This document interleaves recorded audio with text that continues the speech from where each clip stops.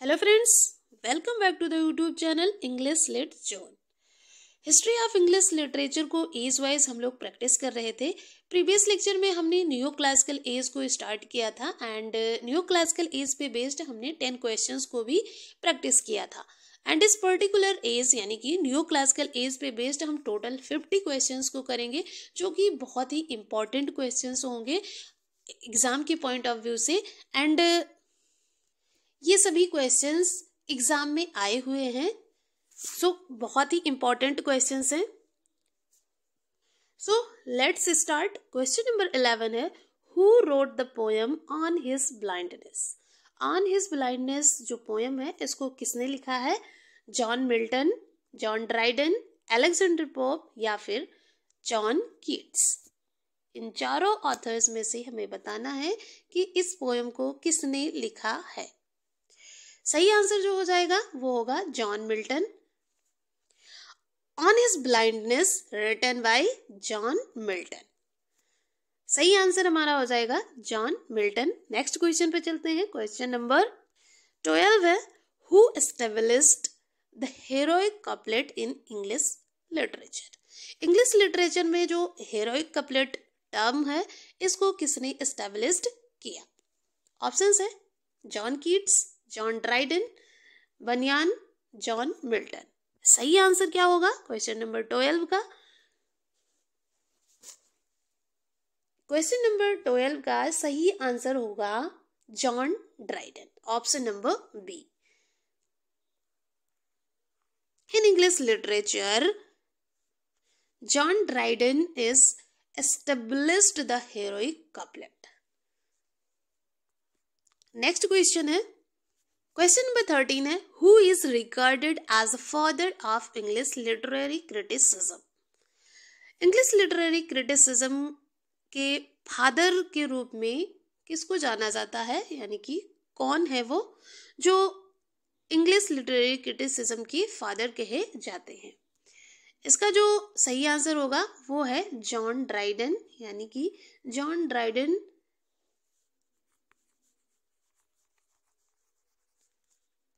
is the father of English literary criticism।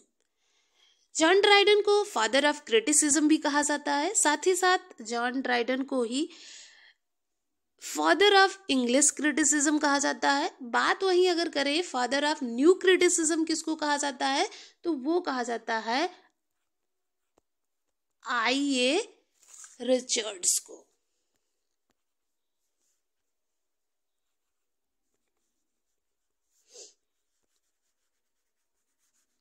जो I.A. Richards हैं, इनको फादर ऑफ न्यू क्रिटिसिज्म कहा जाता है। जॉन ड्राइडन जो है ये रेस्टोरेशन एज में काफी फेमस हुए, और वो भी पॉलिटिकल सटायर्स के लिए। इन्होंने रेस्टोरेशन एज में, जो न्यू क्लासिकल एज की एक सब एज है, उस पर्टिकुलर एज में इन्होंने पॉलिटिकल सटायर को यूज किया है एंड इसी पॉलिटिकल सटायर्स के लिए ये फेमस हुए एंड इस पर्टिकुलर एज के ये प्रोमिनेंट ऑथर्स भी रहे हैं।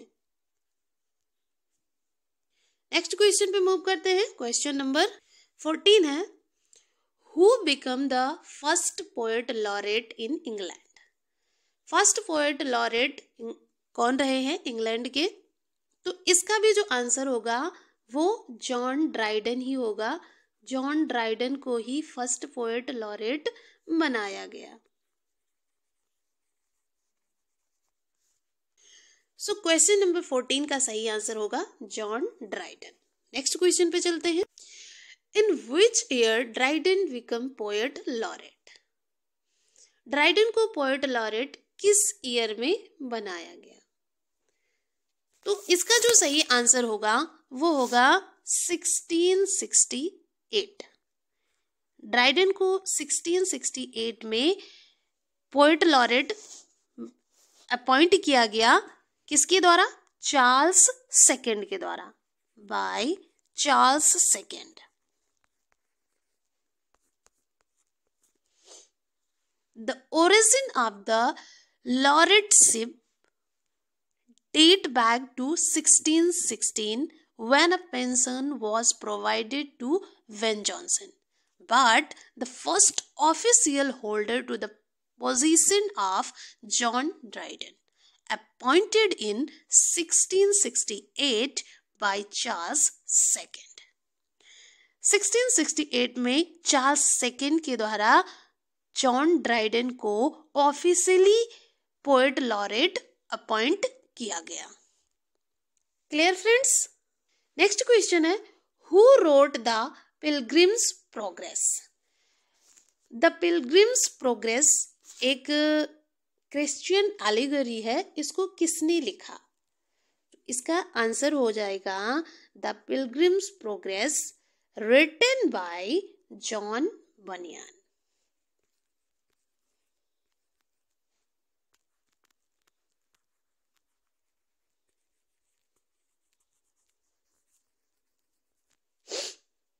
नेक्स्ट क्वेश्चन पे चलते हैं, क्वेश्चन नंबर 17। क्वेश्चन नंबर 17 है, in which year the pilgrim's progress published? जो ये क्रिश्चियन एलिगरी रही है रिटन बाय जॉन बनियान, ये किस ईयर में पब्लिश्ड हुई? तो ये हमें बताना है। क्वेश्चन नंबर 17 का सही आंसर होगा 1678। 1678 में जो ये the pilgrim's progress Christian allegory थी, ये पब्लिश्ड हुई है। नेक्स्ट क्वेश्चन पे मूव करते हैं। क्वेश्चन नंबर 18 है, Who is the representative dramatist of New Classical Age? New Classical Age में जो रिप्रेजेंटेटिव ड्रामेटिस्ट थे वो कौन थे, ये हमें बताना है। तो इसका आंसर हो जाएगा विलियम कॉन्ग्रियो। कौन थे? William कॉन्ग्रियो।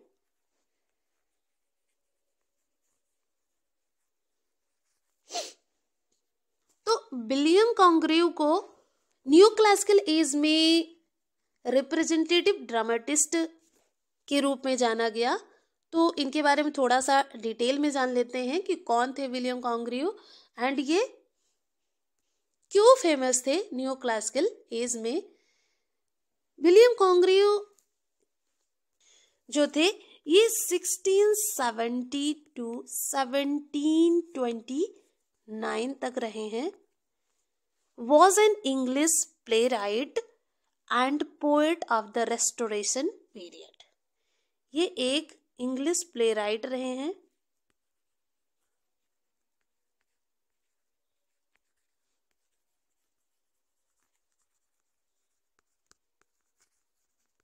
and poet of the Restoration period.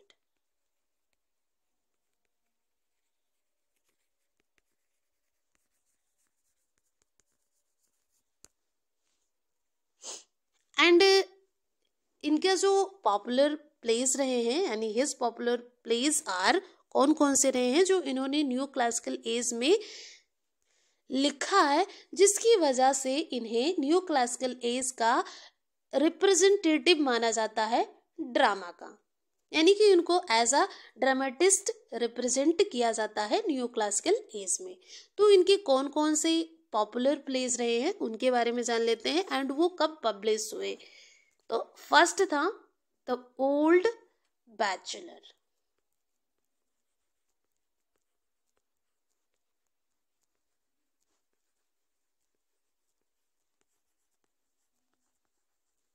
ये आया 1693 में। नेक्स्ट था the double dealer,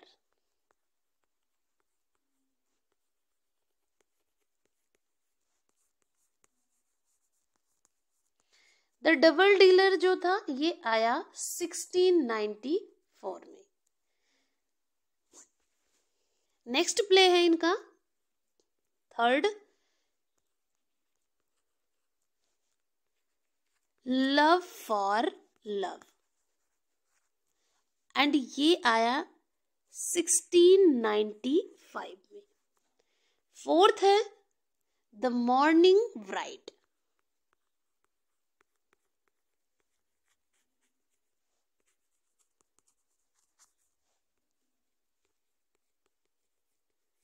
the morning bride आया 1697 में। नेक्स्ट एंड फिफ्थ जो प्ले रहा है पॉपुलर प्ले, वो था the way of the world.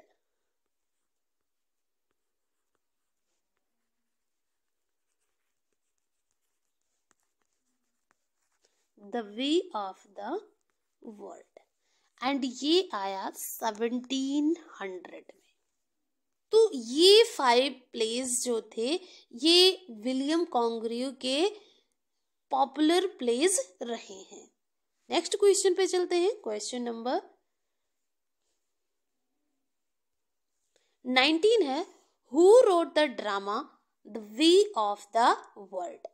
तो अभी हमने प्रीवियस क्वेश्चन में किया the way of the world, ये न्यू क्लासिकल एज में विलियम कॉन्ग्रिव का 5th फेमस प्ले रहा है, तो written by William कॉन्ग्रिव।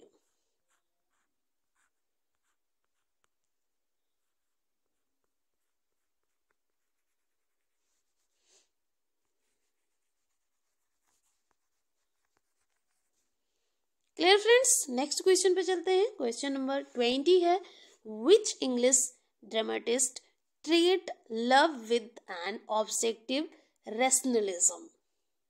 Objective rationalism की अगर हम मीनिंग की बात करें तो इसका अर्थ होगा वस्तुनिष्ठ बुद्धिवाद, एंड इसका जो आंसर होगा वो है विलियम कॉन्ग्रिव।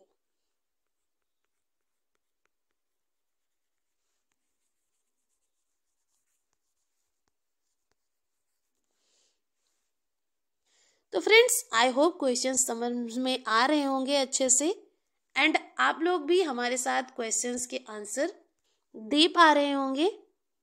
तो फ्रेंड्स अगर वीडियो इंफॉर्मेटिव लगे तो please like share and subscribe the channel. Next question पे मूव करते हैं। क्वेश्चन नंबर 21 है, which century is called the period of new classicism. तो किस सेंचुरी को न्यू क्लासिसिज्म का पीरियड कहा जाता है, तो इसका सही आंसर हो जाएगा 18th century.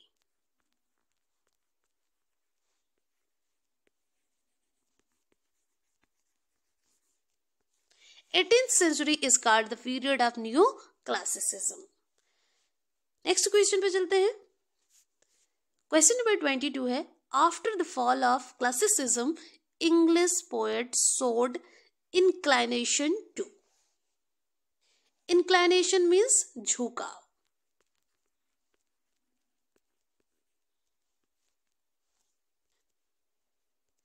After the fall of classicism, English poets showed inclination to। जो फॉल ऑफ क्लासिसिज्म रहा है, यानी न्यू क्लासिकल का जो फॉल रहा है, लास्ट फेज रहा है, उसकी बाद जो इंग्लिश पोएट रहे हैं उनका झुकाव किस तरफ था ये हमें बताना है। तो न्यू क्लासिकल एज की लास्ट फेज यानी कि the age of sensibility, the age of transition and the age of doctor Johnson, ये सभी नाम न्यू क्लासिकल एज के लास्ट फेज का रहा है, एंड उसकी बात आता है रोमांटिक एज। तो फॉल ऑफ क्लासिसिज्म के बाद जो पोएट्स का झुकाव रहा है वो था रोमांटिसिज्म की ओर, यानी कि इस एज के बाद जो नेक्स्ट एज आती है वो आती है रोमांटिक एज की। सो क्लासिसिज्म के बाद पोएट्स का जो झुकाव दिखता है वो रोमांटिसिज्म की ओर दिखता है, तो इसका आंसर हो जाएगा romanticism. Clear friends, next question पे मूव करते हैं। क्वेश्चन नंबर 23 है, James Thomson, Thomas Gray, William Collins, William Cowper and William Blake are related to which age of English literature। तो ये जो ऑथर्स के नाम दिए गए हैं, James Thomson, Thomas Gray, William Collins, William Cowper and William Blake, ये सभी किस एज से रिलेटेड हैं? तो एज ऑफ ट्रांजिशन,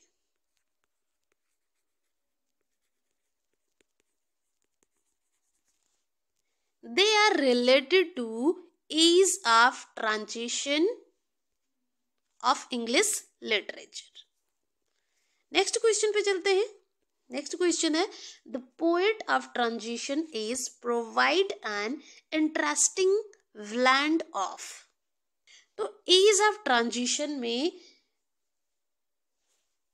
जो पोएट होते हैं, यानी the poet of transition age के जो पोएट होते हैं उनकी राइटिंग्स में किन दो एजेस का इंटरेस्टिंग मिश्रण दिखता है? ब्लेंड ऑफ मीन्स होता है मिश्रण,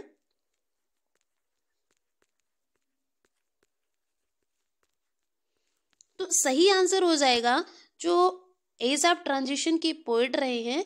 ट्रांजिशन एज इसलिए कही जाती है क्योंकि ये दो एजेस के बीच का समय होता है, संक्रमण काल होता है, यानी new classical and romanticism, romantic age, इन दोनों का इन्फ्लुएंस ट्रांजिशन एज में देखने को मिलता है।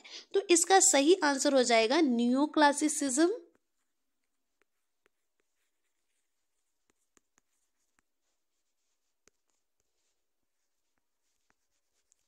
And romanticism.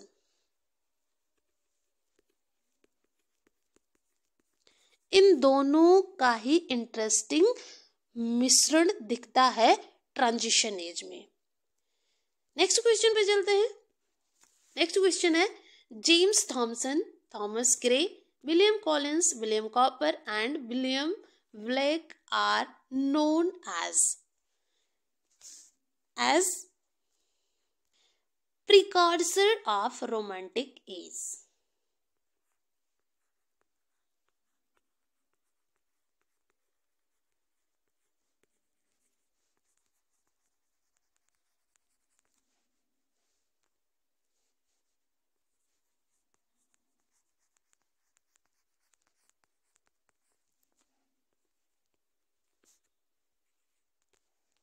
नेक्स्ट क्वेश्चन है question number 26। In style it was classical but in spirit dash was the poetry written during the traditional age. तो जो ट्रांजिशनल एज रहा है उसमें जो स्टाइल थी वो क्लासिकल थी, बट जो स्पिरिट थी वो रोमांटिक थी।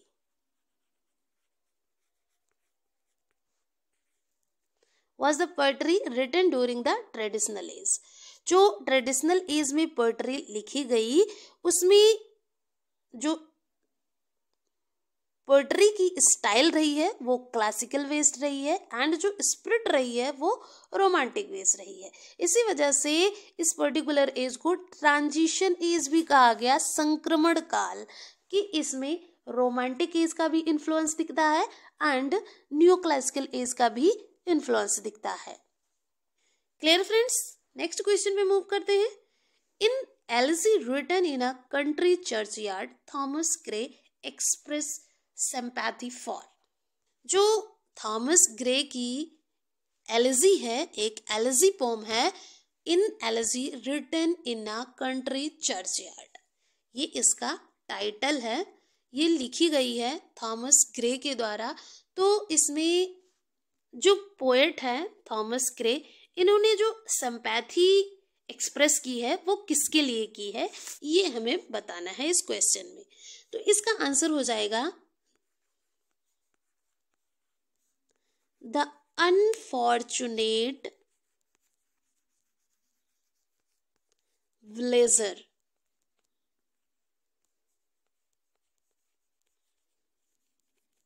ब्लेजर्स।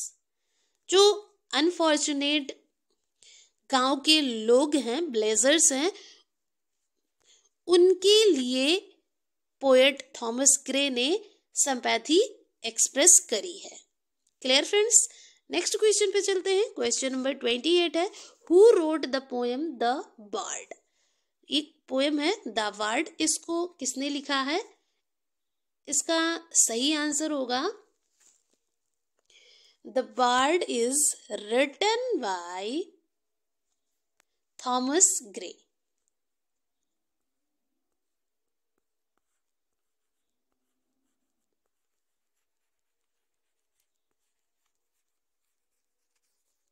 ये एक थॉमस ग्रे की एक पोयम है, द बार्ड। नेक्स्ट क्वेश्चन पे चलते हैं। Which famous LG is composed bye Thomas grey. Thomas Gray की जो फेमस एलजी है वो कौन सी है?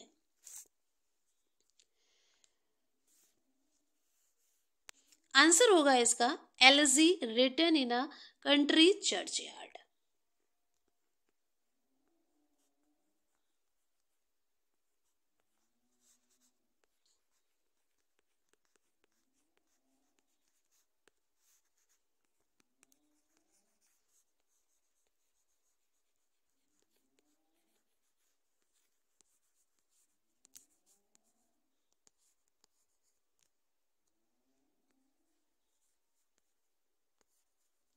चर्चयार्ड। ये जो एलजी है ये थॉमस ग्रे की एक फेमस एलजी है। एंड अभी प्रीवियस क्वेश्चन में हमने जाना कि इसमें सिंपैथी एक्सप्रेस की गई है पोएट के द्वारा द अनफॉर्चुनेट ब्लेजर्स के लिए। नेक्स्ट क्वेश्चन पे चलते हैं। In which age poetry there was a shift in the subject matter from town to the countryside and nature। तो किस एज में जो पोएट्री है ये शिफ्ट हुई यानी उसका जो सब्जेक्ट मैटर था वो town to the country side and nature, town से कंट्री साइड एंड नेचर की ओर शिफ्ट हुई। किस एज में, उस पर्टिकुलर एज को हमें बताना है। तो सही आंसर हो जाएगा transition, age of transition.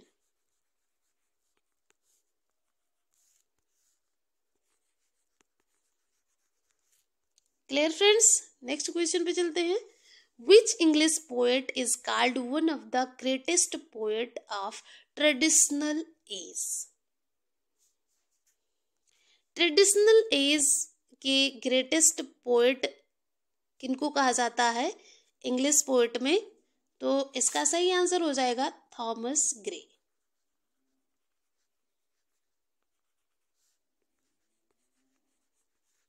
Thomas Gray is an English poet who called one of the greatest poet of traditional age। Next question पे चलते हैं। This is the today's last question। Which type of poem is the bard?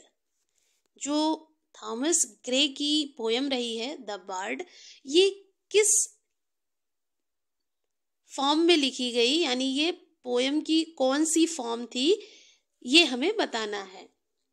इसका जो सही answer होगा वो होगा odd. ये एक ऑड पोएम रही है। तो इस तरीके से हमने 32 क्वेश्चंस कंप्लीट कर लिए हैं। टोटल हम न्यू क्लासिकल एज से 50 क्वेश्चंस को करेंगे, जिसमें हमने 32 क्वेश्चंस कंप्लीट कर लिए हैं। बाकी बचे हुए क्वेश्चंस को हम नेक्स्ट वीडियो में करेंगे। तो आज के लिए इतना ही, मिलते हैं नेक्स्ट वीडियो में। फ्रेंड्स, वीडियो को लाइक, शेयर एंड सब्सक्राइब करना बिल्कुल ना भूलें। Thanks for watching this video.